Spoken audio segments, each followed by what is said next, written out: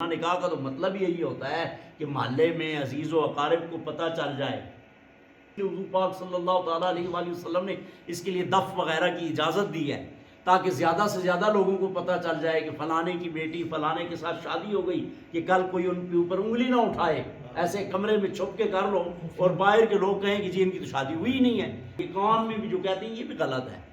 جو بیٹھے ہوتے ہیں ان کو پتہ ہونا چاہیے کہ جو گواہ ہے وہ سنیں، مارتے ہوئے کیا شرائط ہیں، لڑکی کون ہے۔ پہلے عربوں میں تو یہ ہوتا تھا کہ ایک ایک نام کی 3 بچیاں ہوتی تھیں۔ مثال کے طور پر حضور پاک صلی اللہ تعالیٰ علیہ وآلہ وسلم کی 2 بیویوں کا نام زینب ہے، بیٹی کا نام زینب ہے، اور 2 نواسیوں کا نام، حضرت فاطمہ زہرا کی جو 2 بیٹیاں تھیں نواسیاں، دونوں کے نام زینب تھے، زینب کبریٰ، زینب صغریٰ۔ زینب صغریٰ کو ام کلثوم کہتے ہیں، زینبین۔